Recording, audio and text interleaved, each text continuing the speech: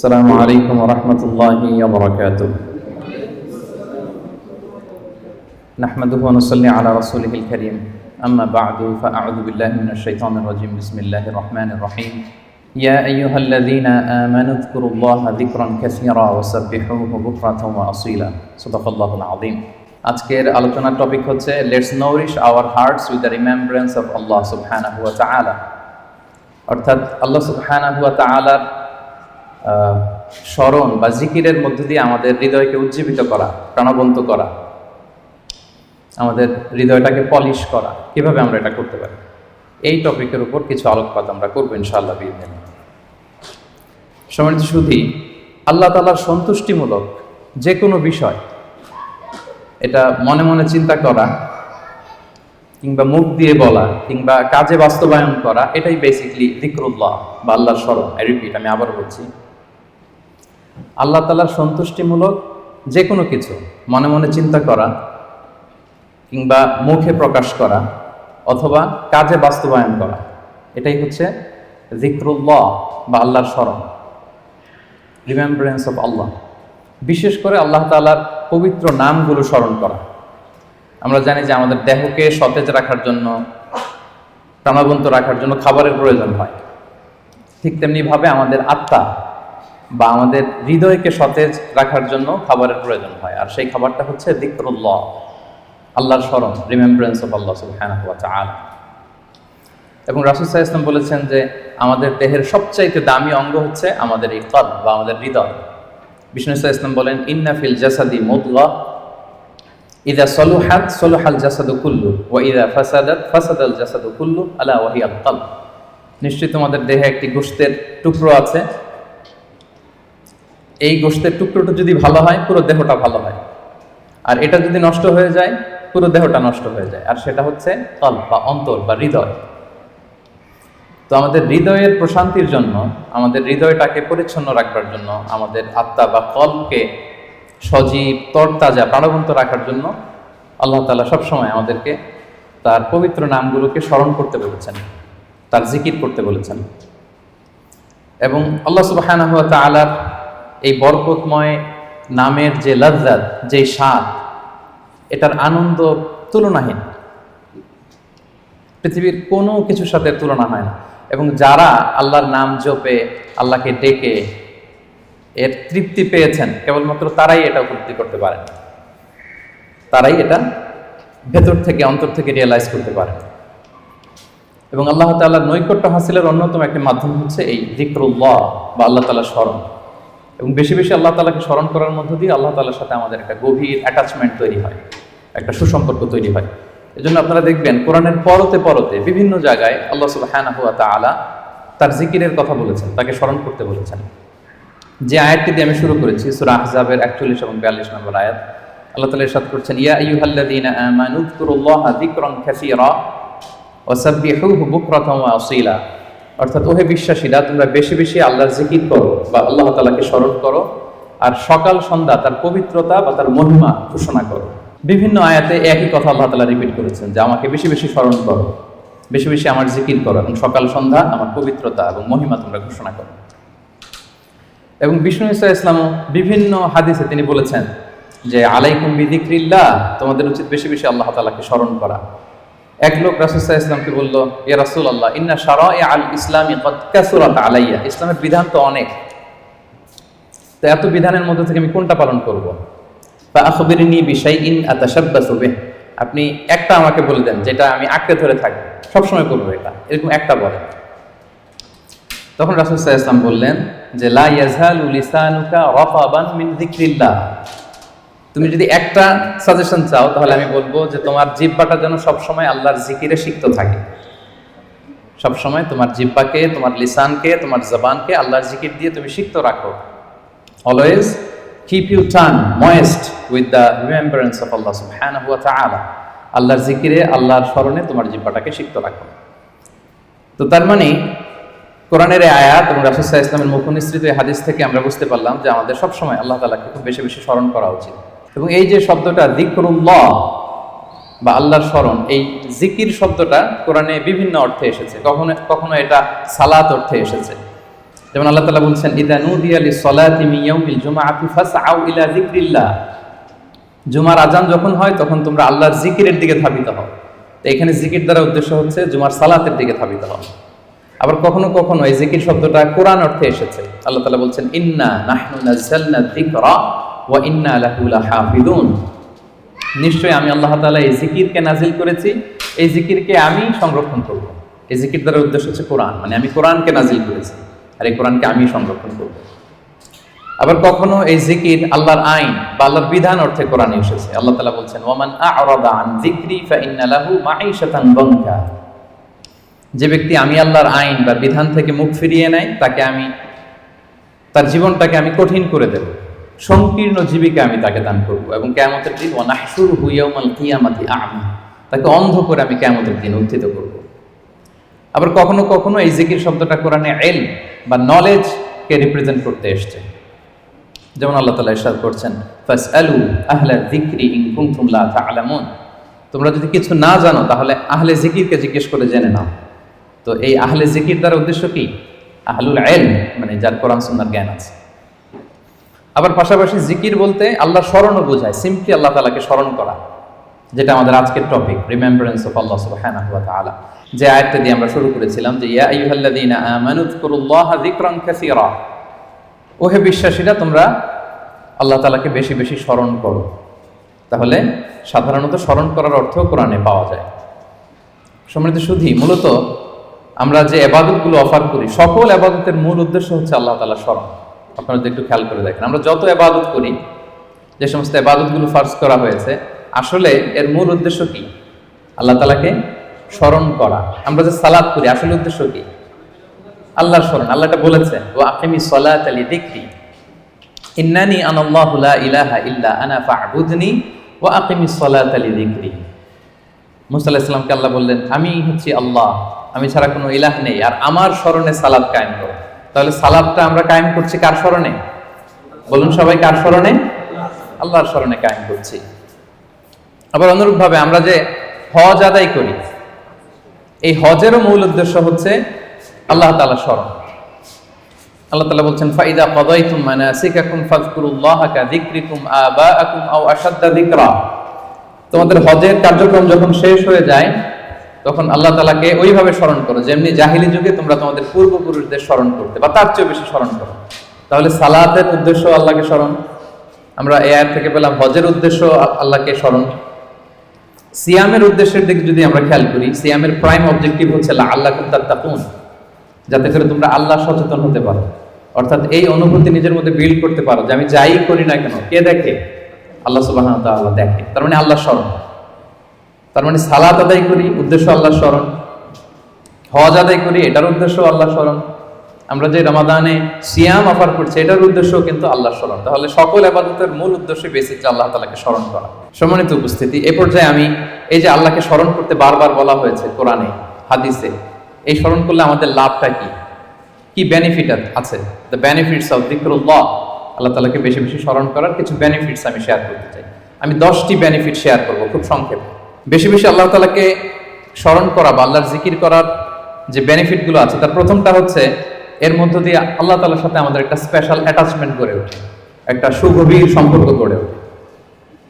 এবং আপনি যে আপনার যে কোনো পরিস্থিতিতে আল্লাহর উপর তাওয়াক্কুল করেন, এটা প্রমাণিত হয়। You put you trust on Allah, you rely upon Allah. আপনার যে কোনো সিচুয়েশনে আপনি আল্লাহকে স্মরণ করেন, তার মানে কি আপনার তাওয়াক্কুল বা বিশ্বাস, আস্থার জায়গাটা কার উপরে? আল্লাহর উপরে, এটা প্রমাণিত হয়। এবং এর মধ্য দিয়ে আপনার একটা সাবমিসিভনেস প্রমাণ হয়, যে আপনি সবকিছু আল্লাহ তাআলার উপর সুপর্দ করে দেন। এবং এর ভেতর দিয়ে আল্লাহর সাথে একটা গভীর অ্যাটাচমেন্ট, একটা সম্পর্ক আমাদের গড়ে ওঠে। এটা হচ্ছে 1 নম্বর বেনিফিট, যিকরুল্লাহ।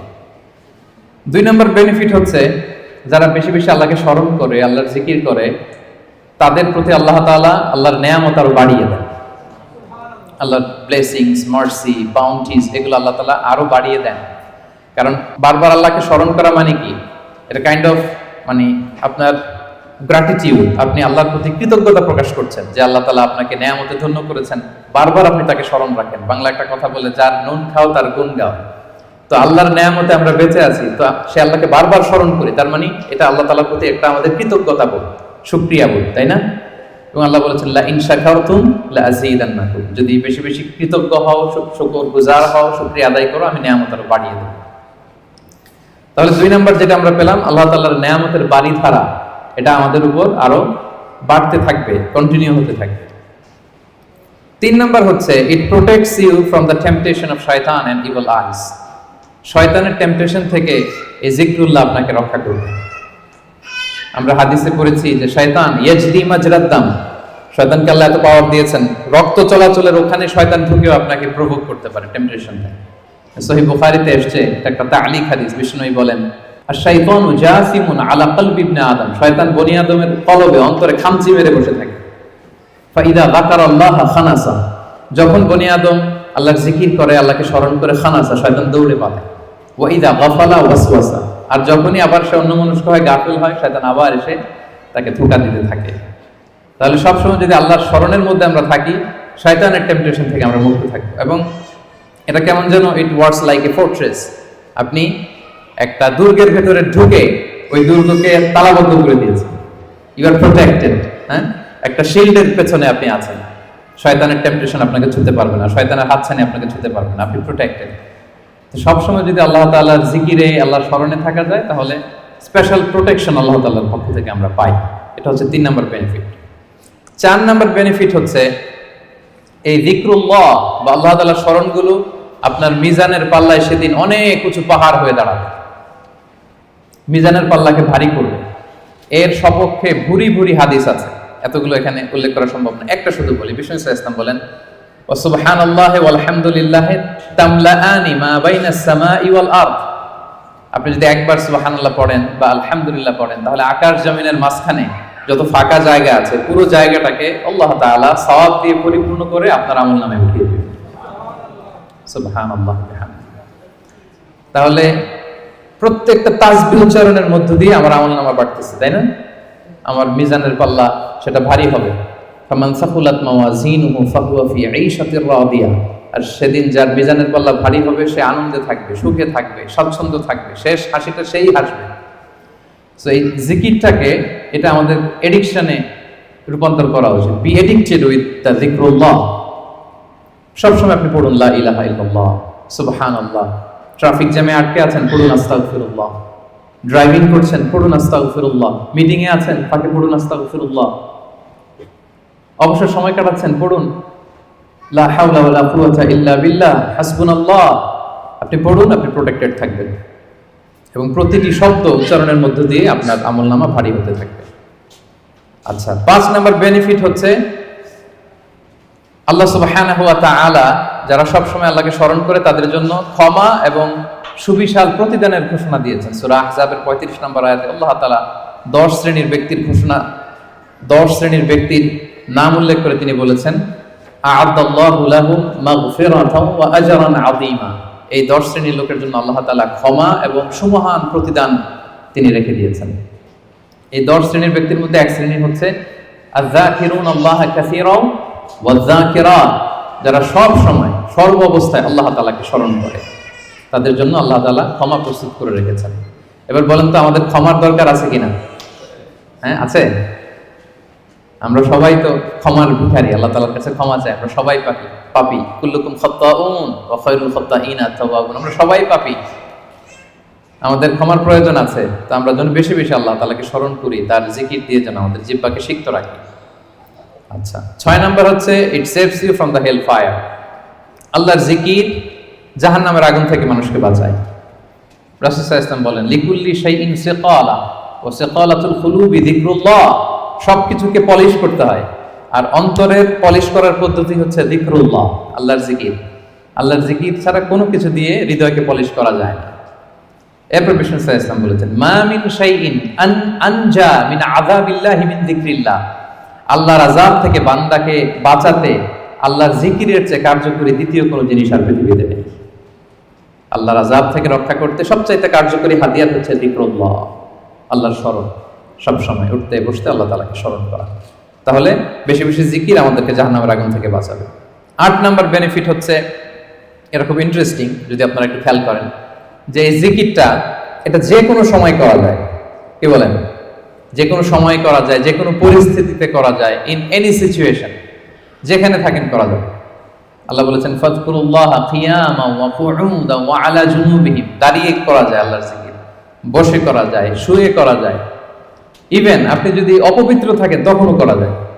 আল্লাহর জিকির করার জন্য, আল্লাহকে মনে মনে স্মরণ করার জন্য কিন্তু পবিত্রতা প্রয়োজন নেই, সবাই একমত।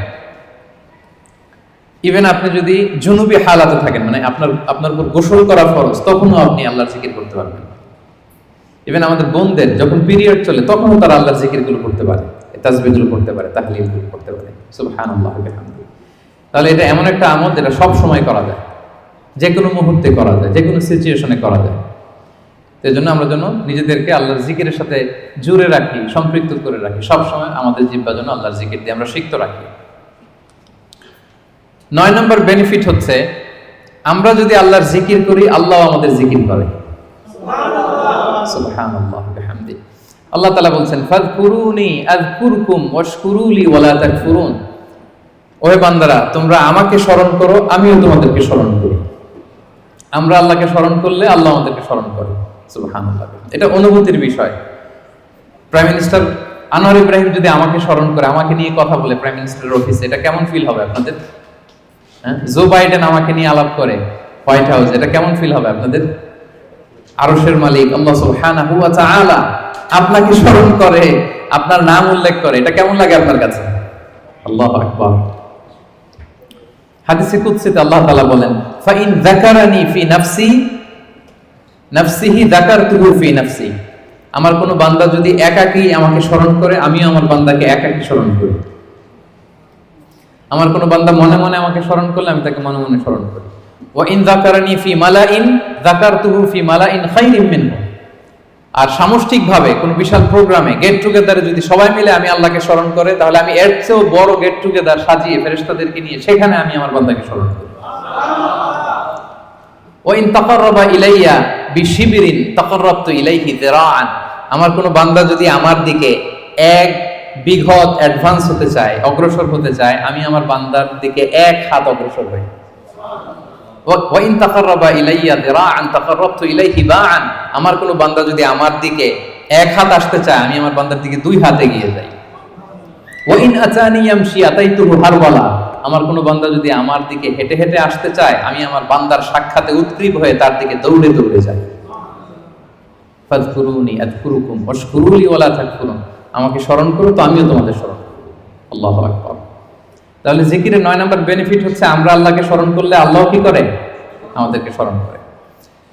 জিকিরের 10 নম্বর বেনিফিট হচ্ছে, জিকির হৃদয়কে প্রশান্ত করে। আলা বিযিকরিল্লাহি তাতমাইন্নুল কুলুব। আল্লাহর জিকির দিয়ে, আল্লাহর স্মরণ দিয়ে আমাদের হৃদয় প্রশান্ত হয়। সম্মানিত ভাই এবং বোনেরা, পৃথিবীর কোনো কিছু দিয়ে আপনার হৃদয়কে আপনি পরিতৃপ্ত করতে পারবেন না। কোনো কিছু না, তৃপ্ত হবে না আপনার হৃদয়। আপনি যদি খুব পেট ভরে ভালো কিছু খান 5 স্টার বুফেতে, আপনার পেট ভরবে কিন্তু হৃদয় তৃপ্ত হবে না। আপনি যদি অনেক টাকার মালিক হন, আপনার একটা স্যাটিসফ্যাকশন আসবে, কিন্তু আপনার হৃদয় তৃপ্ত হবে না। আপনার যদি অনেক নেম হয়, ফেম হয়, পাওয়ার আসে আপনার হাতে, আপনার একটা স্যাটিসফ্যাকশন আসবে, আপনার হৃদয় তৃপ্ত হবে না। বিবাহিতরা, তারা যদি ফিজিক্যাল ইন্টিমেসিতে যায় হালাল পন্থায়, তার ডিজায়ার ফুলফিল হয়, কিন্তু তার কল্প তৃপ্ত হয় না, হৃদয় তৃপ্ত হয় না। হৃদয় তৃপ্ত হয় কেবলমাত্র, শুধুমাত্র, একমাত্র একটি নামের স্মরণে। নামটা কি? আল্লাহ। আলা বিযিকরিল্লাহি তাতমাইন্নুল কুলুব। জেনে রেখো, শুধুমাত্র কেবলমাত্র আল্লাহর নামের স্মরণেই আমাদের হৃদয় প্রশান্ত হয়। আল্লাহর জিকিরেই আপনি মনোদৈহিক প্রশান্তি লাভ করবেন। বিষ্ণু সাল্লাল্লাহু আলাইহি ওয়াসাল্লাম বলেছেন মাসালুল্লাযী ইয়াযকুরু রাব্বাহু ওয়াল্লাযী লা ইয়াযকুরু মাসালুল হাইয়্যি ওয়াল মাইয়্যিত। যে ব্যক্তি আল্লাহকে স্মরণ করে আর করে না, তাদের পার্থক্য হচ্ছে জীবিত আর মৃতের মতো। যে আল্লাহকে স্মরণ করে তার হৃদয়টা জীবিত, আর যে ব্যক্তি আল্লাহকে স্মরণ করে না, অ্যাপারেন্টলি তাকে জীবিত মনে হলেও আল্লাহ বলে তার হৃদয়টা মৃত। ইবনু তাইমিয়া আলাইহি রাহমা, উনি বলতেন, পানি ছাড়া যেমনি মাছ বাঁচতে পারে না, পানি থেকে মাছ উঠিয়ে ফেললে মাছের যেরকম অবস্থা, কোন বান্দা যখন গাফেল হয়ে আল্লাহর জিকির থেকে দূরে সরে যায়, তার হৃদয়ের ঠিক ওই অবস্থা হয়ে যায়। এটা মৃত অন্তরে রূপান্তরিত হয়। সম্মানিত ভাই বোনেরা, তাহলে আল্লাহর স্মরণের সর্বশেষ 10 নম্বর বেনিফিট আমরা যেটা পেলাম, সেটা হচ্ছে আলা বিযিকরিল্লাহি তাতমাইন্নুল কুলুব। আল্লাহর জিকিরে আমাদের হৃদয় প্রশান্ত হয়। তাহলে 10টা বেনিফিট আমরা তো বুঝতে পারলাম নাকি? এখন কি মনের মধ্যে আগ্রহ জাগতেছে বেশি বেশি আল্লাহর তাসবিহ তাহলিল জিকিরগুলো করার অবসর টাইমে? হ্যাঁ, ইনশাআল্লাহ বলেন সবাই। ইনশাআল্লাহ, আল্লাহ আমাদের তৌফিক দান করুক। এবার আমরা একটু করে জেনে নেই, এই যে জিকির করবো এটার পদ্ধতি কি। জিকিরের পদ্ধতি নিয়ে আবার অনেক কথাবার্তা আছে। কোন পদ্ধতিতে এই জিকিরটা আমরা করব?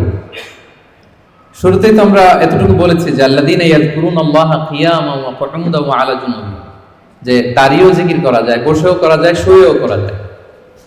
আল্লাহ তাআলা একটা আয়াতে বলেছেন ফাযকুরুল্লাহা কামা আল্লামাকুম মা লাম তাকুনু তা'লামুন, তোমরা আল্লাহকে ওইভাবে স্মরণ করো, আল্লাহর জিকির করো যেভাবে আল্লাহ তোমাদের শিখিয়েছেন। তাহলে জিকির কিভাবে করতে হবে এটাও কিন্তু আল্লাহ তাআলা আমাদেরকে শিখিয়েছেন, ইনস্ট্রাক্ট করেছেন, গাইড করেছেন। আমি শোনাবো আপনাদের।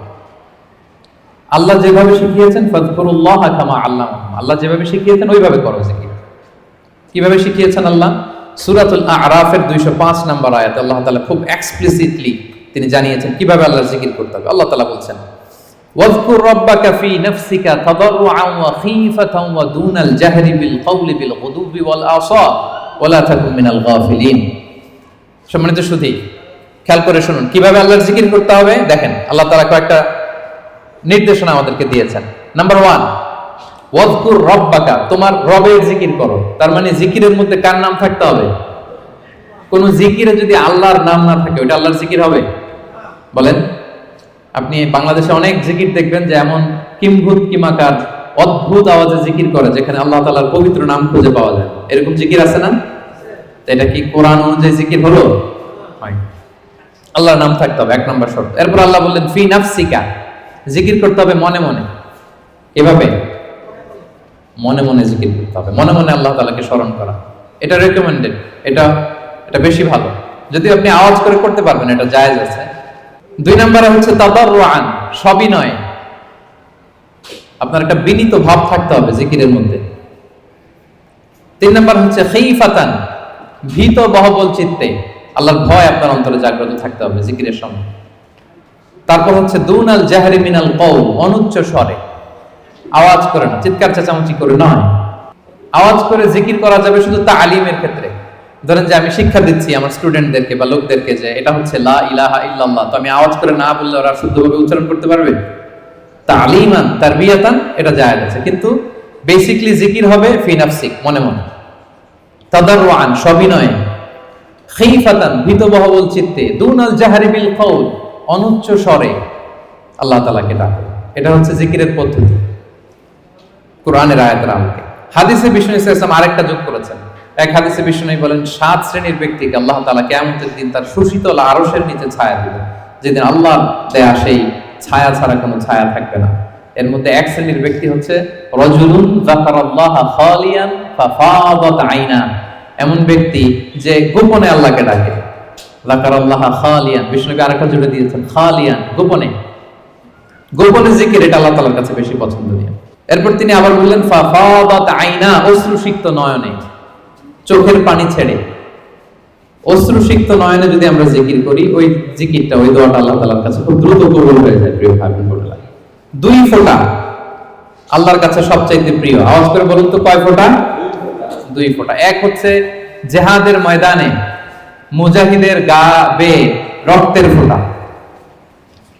জিহাদের ময়দানে মুজাহিদের শরীর থেকে ঝরে পড়া রক্তের ফোঁটা আল্লাহর কাছে বড় প্রিয়। 2 নাম্বার হচ্ছে অনুতপ্ত বান্দার চোখের পানির ফোঁটা। একজন বান্দা তার কৃতকর্মের জন্য অনুতপ্ত হয়ে যখন কাঁদে, অশ্রু বিসর্জন দেয়, তার চোখের পানি তার চোখ বেয়ে, তার নাক বেয়ে জমিনে ড্রপ করার আগেই আল্লাহ এই বান্দাকে মাফ করে দেয়। তাহলে মুজাহিদের রক্তের ফোঁটা আর অনুতপ্ত বান্দার চোখের পানির ফোঁটা আমার কাছে খুব প্রিয়। বিশ্বনবী তাই বললেন, রাজুলুন যাকারাল্লাহা খালিয়ান ফাফাদাত আইনা, এমন ব্যক্তি যে গোপনে আল্লাহকে স্মরণ করে আর অশ্রুসিক্ত নয়নে। তাহলে জিকির কিভাবে করব? মোটামুটি একটা পিকচারাইজেশন হয়েছে না? হ্যাঁ, ওয়াযকুর রাব্বাকা ফি নাফসিকা, মনে মনে জিকির করুন। তাদাররুআন, সবিনয়ে। খীফাতান, ভীত বহবল চিত্তে। দুনাল জাহরি বিল কওল, অনুচ্চ স্বরে। আর হাদিসে এসেছে খালিয়ান, গোপনে। ফাফাদাত আইনা, অশ্রুসিক্ত নয়ন। এভাবে যদি আমরা আল্লাহ তাআলাকে স্মরণ করি, এভাবে যদি আমরা কায়মনোবাক্যে বাক্যে আল্লাহকে ডাকি, এভাবে যদি আল্লাহ তাআলার কাছে চাই, আল্লাহ তাআলা এই দৃশ্যটা দেখতে করতে পছন্দ করেন। তাহলে জিকিরের পদ্ধতি সবার কাছে ক্লিয়ার? এর বাইরে যে লম্ফ জম্ফ দিয়ে অদ্ভুত কিমাকার আওয়াজ করে জিকির করলে এটা হবে? ওইটা কোরআন সুন্নাহর সাথে সাংঘর্ষিক হবে। এভাবে জিকির করা যাবে না। সুস্পষ্ট আল্লাহ তাআলার পবিত্র বরকতময় নাম বোঝা যেতে হবে এবং গোপনে অনুচ্চ স্বরে নীরবে আল্লাহ তাআলার নামকে জপতে হবে। এবার দ্য কোশ্চেন রাইজেস, কোন জিকিরটা করব? জিকির তো অনেক, কি বলেন? আমরা একটু জেনে নিই যে সবচাইতে শ্রেষ্ঠ জিকির কোনটা। কেউ কি জানেন সবচেয়ে শ্রেষ্ঠ জিকির কোনটা? হ্যাঁ, সুবহানাল্লাহি বিহামদি। আর একটু বলেন, আওয়াজ করে, সাহস করে বলেন। লা ইলাহা ইল্লাল্লাহ, এই তো চলে আসছে। এটা সবচাইতে শ্রেষ্ঠ জিকির। সহিহ মুসলিমের বর্ণনা, বিষ্ণু সাল্লাল্লাহু আলাইহি ওয়াসাল্লাম বলেন, আফদালু যিকরি লা ইলাহা ইল্লাল্লাহ। সবচাইতে শ্রেষ্ঠ জিকির হচ্ছে লা ইলাহা ইল্লাল্লাহ। আপনার কাছে মনে হয় এটা তো সিম্পল, এটা তো সবাই জানে, এটা তো সবাই পড়ে না। আল্লাহ তাআলার কাছে এটা অনেক দামি, সবচাইতে শ্রেষ্ঠ জিকির। এটা একটা বিপ্লবী বাণী, এটা একটা সুমহান বাণী। এটাকে বলা হয় কালিমাতুত তাওহীদ। একত্ববাদের ঘোষণা আছে, লা ইলাহা ইল্লাল্লাহ, আল্লাহ ছাড়া কোনো ইলাহ নেই, কোনো উপাস্য নেই, কোনো বিধানদাতা নেই, কোনো আইনদাতা নেই। এটা সুমহান বাণী। এটা যাচ্ছে তাই ছোটখাটো কোনো বাণী নয়। লা ইলাহা ইল্লাল্লাহ আফদালু যিকরি লা ইলাহা ইল্লাল্লাহ। অবসর পেলেই, সময় পেলেই পড়বেন লা ইলাহা ইল্লাল্লাহ, লা ইলাহা ইল্লাল্লাহ, লা ইলাহা ইল্লাল্লাহ। এটা কালিমাতুত তাওহীদ, আল্লাহ তাআলার সুমহান বাণী। এটা যে আমাদের কাছে খুব স্বাভাবিক জিকির মনে হয়, এটা এই ব্যাপারটা আবার অস্বাভাবিক না, এটা অস্বাভাবিক। কারণ মুসা আলাইহিস সালামের কাছে এমন মনে হয়েছিল। মুসা আলাইহিস সালাম সরাসরি আল্লাহর সাথে কথা বলতেন। মুস্তাদরাকে হাকিমে একটা হাদিস এসেছে, মুসা আলাইহিস সালাম আল্লাহকে বললেন, ইয়া রাব্বি আল্লিমনি শাইআন আযকুরুকা বিহি ওয়া আদউকা বিহি। মুসা আলাইহিস সালাম আল্লাহকে বললেন, আল্লাহ আপনি আমাকে এমন একটা জিকির শিক্ষা দেন যে জিকিরটা দিয়ে আমি আপনাকে ডাকবো, আপনার কাছে চাইবো, এবং এটা আর কেউ জানবে না, আপনি আর আমি। তো আল্লাহ বললেন, ইয়া মুসা কুল লা ইলাহা ইল্লাল্লাহ। হে মুসা তুমি পড়ো লা ইলাহা ইল্লাল্লাহ। মুসা আলাইহিস সালাম বললেন, ইয়া রাব্বি কুল্লু ইবাদিকা ইয়াকুলু হাদা। হে আল্লাহ আপনার সব বান্দাই তো এটাই পড়ে, লা ইলাহা ইল্লাল্লাহ তো সবাই জপে, সবাই পড়ে। আমি তো স্পেশাল কিছু চেয়েছিলাম, ইন্নামা উরিদু শাইআন তাফুসুনি বি। আমি এমন কিছু চেয়েছি যেটা স্পেশাল, এটা এই নামে আমি ডাকবো আর আপনি জানবেন, আর কেউ জানবে না। স্পেশাল একটা জিকির আমাকে শিক্ষা দেন। তখন আল্লাহ তাআলা বললেন, ইয়া মুসা লাউ তাদাউ লা ইলাহা ইল্লাল্লাহ ফি কাফফা। মুসা তুমি যদি লা ইলাহা ইল্লাল্লাহকে মিজানের এক পাল্লায় রাখো, ওয়া তাদাউস সামাওয়াতুস সাবউ ওয়াল আরাদিন ফি কাফফা, আর সাত আকাশ আর সাত জমিন যদি আরেক পাল্লায় রাখো, লা রাজাহাত কাফফাতু লা ইলাহা ইল্লাল্লাহ। মুসা মুহূর্তেই লা ইলাহার পাল্লাটা ভারী হয়ে যাবে। সুবহানাল্লাহ। এটা যেন তেন কোনো কালিমা নয়, এটা বিপ্লবী বাণী, এটা সুমহান বাণী। এখানে ওয়াননেস অফ গড, আমি যে এক, একক, অদ্বিতীয়, অতুলনীয়, ইউনিক, এটার ঘোষণা দেওয়া হয় লা ইলাহা ইল্লাল্লাহ। আল্লাহ ছাড়া কোনো ইলাহ নেই, আল্লাহ ছাড়া কোনো উপাস্য নেই। এটা সাধারণ কোনো বাণী নয়। তাহলে মুসা আলাইহিস সালামের মনেও প্রশ্ন জেগেছিল এটা, যে আল্লাহ স্পেশাল দোয়া শিখান। আল্লাহ বললেন লা ইলাহা ইল্লাল্লাহ, উনি বললেন সবাই তো এটা পড়ে।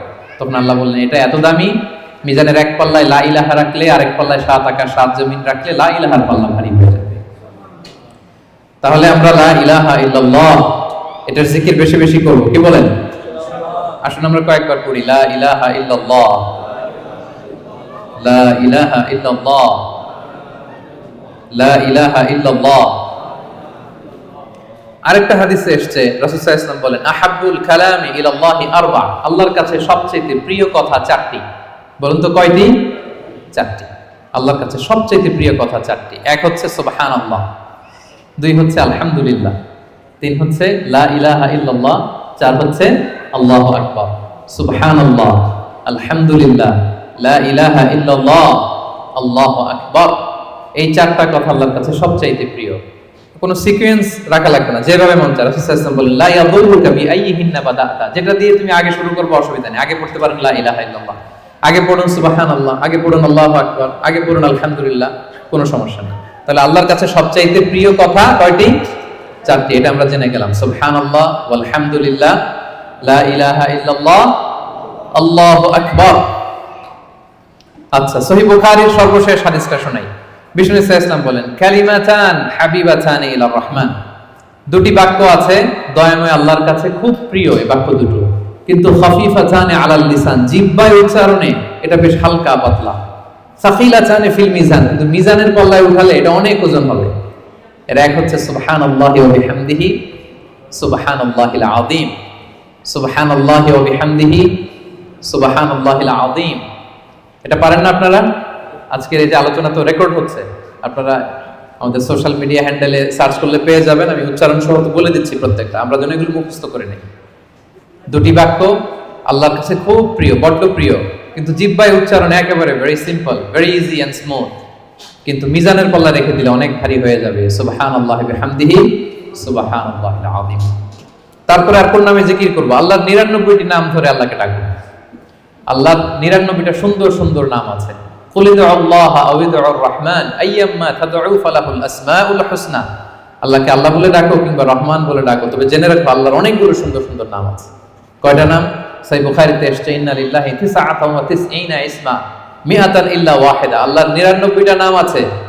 মান আহসাহা দাখালাল জান্নাহ।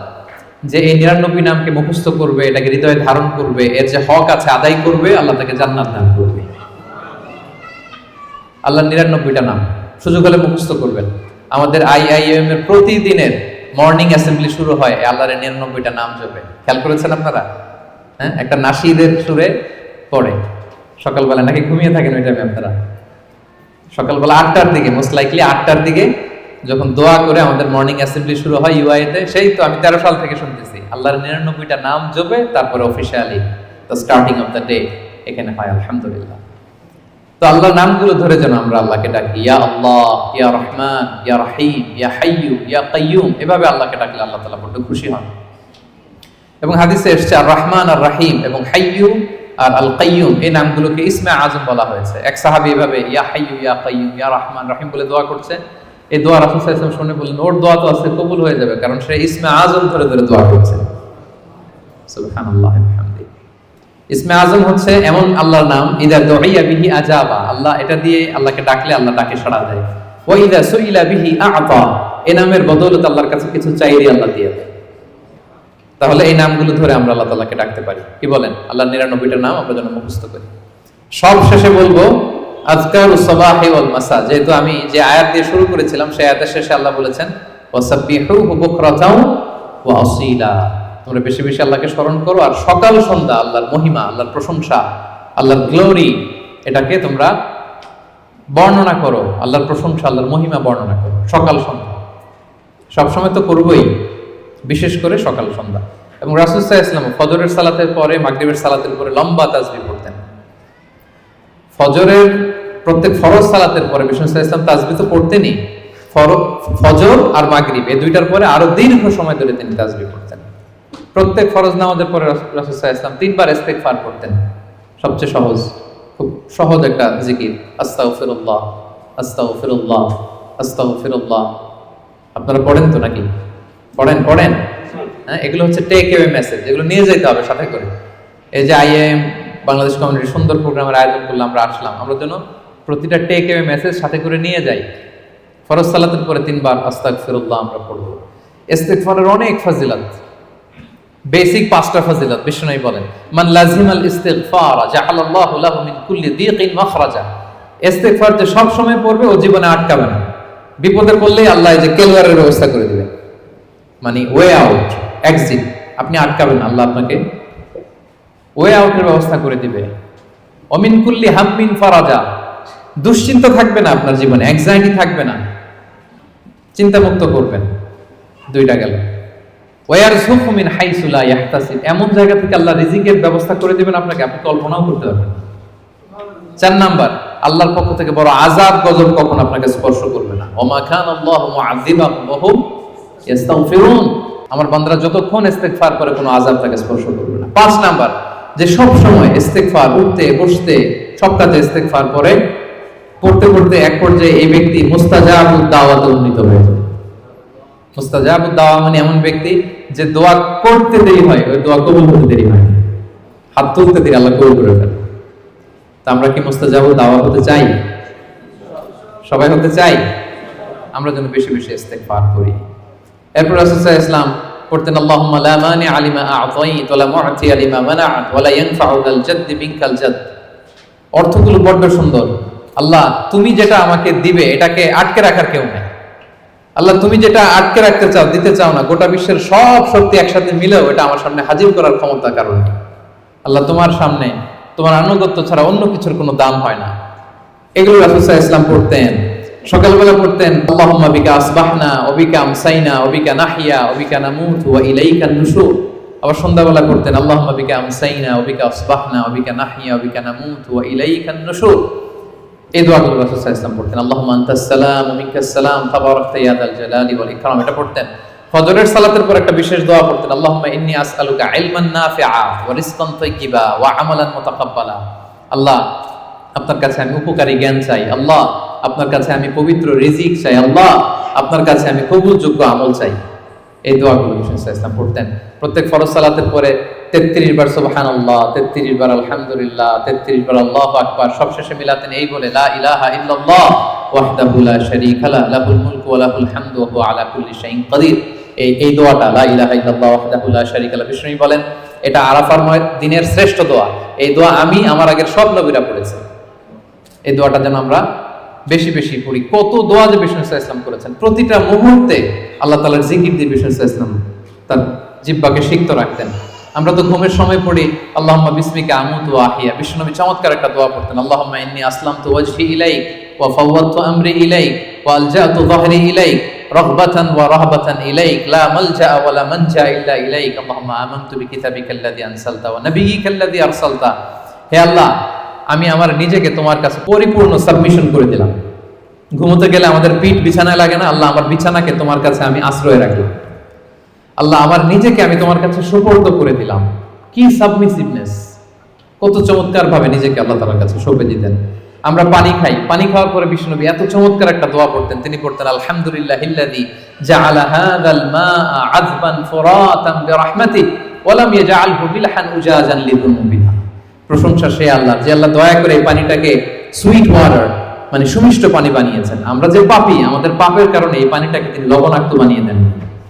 চিন্তা করেন তো, এই যে মিনারেল ওয়াটারের বোতল খুলে তো ঘট ঘট করে ইফতারি করে ফেলি, পানি যদি মিষ্টি না হয়, লোনা পানি হতো, লবণাক্ত হতো, কি হতো আমাদের? আমরা কি কল্পনা করি? এই দোয়াগুলো বিষ্ণু সাল্লাল্লাহু আলাইহি ওয়াসাল্লাম সবসময় করতেন। সফরের সময় লম্বা দোয়া পড়তেন। অনেক দোয়ার লিস্ট আমি নিয়ে এসেছিলাম, এগুলো আপনারা অনলাইনে সার্চ করলেও পাবেন। আমাদের পুরো দিনটাকে, আমাদের পুরো রাতের সময়গুলোকে আমরা আল্লাহর জিকিরে কিন্তু এভাবে সাজাতে পারি। বিষ্ণু সাল্লাল্লাহু আলাইহি ওয়াসাল্লামের নির্দেশনা অনুযায়ী যেন আমরা আমাদের জিহ্বাটাকে আল্লাহর এই চমৎকার নামের জিকির দিয়ে যেন সিক্ত রাখি। আমরা যেন বেশি বেশি আল্লাহ তাআলার নাম জপে নিজেদেরকে শয়তানের প্রভোকেশন, টেম্পটেশন থেকে যেন আমরা প্রোটেক্টেড রাখি। আমরা যেন আমাদের সাথে আল্লাহর সম্পর্ককে আরো মজবুত করি। তাহলে আমরা যে টপিকটা দিয়েছিলাম, let's nourish our hearts with the remembrance of Allah, এই রমাদানে আমরা যেন বেশি বেশি আল্লাহ তাআলাকে স্মরণ করে আমাদের হৃদয়টাকে উজ্জীবিত রাখতে পারি, আমাদের হৃদয়টাকে যেন সজীব রাখতে পারি, যেন সিক্ত রাখতে পারি। আল্লাহ তাআলা আমাদের সবাইকে এই সংক্ষিপ্ত কথাগুলো বোঝার ও আমল করার তৌফিক দান করুন। হাদা মা ইনদি ওয়াল ইলমু ইনদাল্লাহি আলাইহি তাওয়াক্কালতু ওয়া ইলাইহি উনীব। ওয়াসসালামু আলাইকুম ওয়া রাহমাতুল্লাহি তাআলা ওয়া বারাকাতুহু।